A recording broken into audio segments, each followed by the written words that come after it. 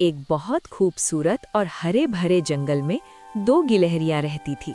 दोनों एक दूसरे की जान थी। एक का नाम था पिंकी। वो इतनी शांत और भोली थी कि किसी को भूखा देखती तो अपना खाना उसे दे देती। दूसरी का नाम था चिंकी, थोड़ी गुस्से वाली, जिद्दी। कोई उनका खाना छीने तो वो किसी से भी लड़ जाती। दोनों बिल्कुल अलग थी, पर उनकी दोस्ती सच्ची थी, इसलिए दोनों हमेशा साथ रहती थी। एक दिन खाना ढूंढते ढूंढते वो दोनों जंगल की सीमा पार कर गई। वहाँ की हवा ठंडी थी। सामने इंसानों की एक अजीब और डरावनी दुनिया थी, एक सीक्रेट लैब।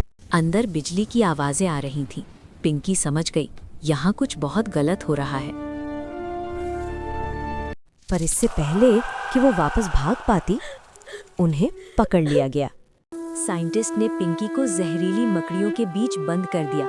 उसका मासूम शरीर कांप रहा था और चिंकी को तारों से बांधकर उसके अंदर खतरनाक बिजली डाली गई। सिर्फ दर्द, चीखें और अंधेरा। एक्सपेरिमेंट के बाद पिंकी की आंखें बंद हो गईं। वो जमीन पर बेजान पड़ी थी।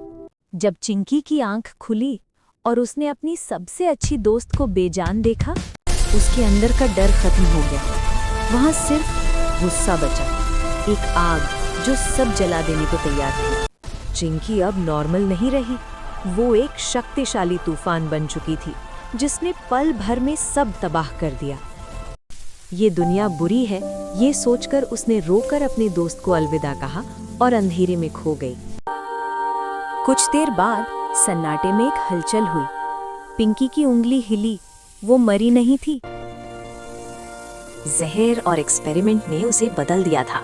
उसके अंदर अद्भुत ताकत आ चुकी थी। वो बन चुकी थी स्पाइडर स्क्विरल। जब उसे पता चला कि चिंकी उसे छोड़ गई है, उसने गुस्सा नहीं किया।